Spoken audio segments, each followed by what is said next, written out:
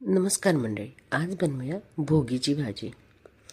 वाटाणा, वांगे, वालाच्या शेंगा, गाजर. तेल गरम केलंय, मोहरी आणि जिरं तडकवलं, हिंग घातलंय, चिरलेला कांदा, आलं लसूण पेस्ट, टमाटे घातले.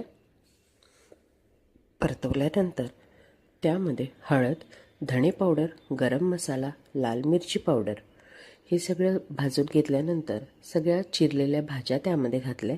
थोडीशी चिरलेली मेथी, कोथिंबीरच्या काड्या आणि मीठ घातले. गरम पाणी टाकले शिजण्यासाठी आणि झाकण ठेवून भाजी शिजवून घेतली आहे.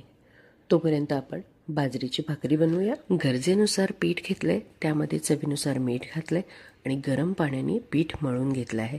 व्यवस्थित चुरल्यानंतर दोन्ही बाजूनी पीठ लावायचं आहे आणि मध्यभागी थोडेसे तीळ त्यावर लावायचे आहे आणि व्यवस्थित आकार देऊन पातळ किंवा एकदम जाडसर न करता मध्यम अशी ही भाकरी आपल्याला थापून घ्यायची आहे.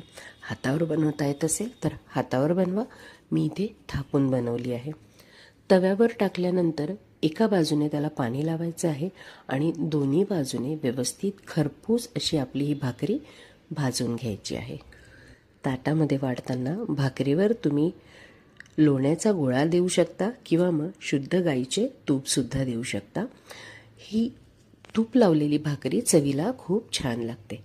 आपली भाजी पण तयार झाली आहे. यामध्ये आपल्याला गरजेनुसार जर अजून पाणी हवे असेल, रस्सा हवा असेल तर तुम्ही गरम पाणी घालू शकता आणि त्यानंतर आपल्याला तिळाचं कूट घालायचं आहे.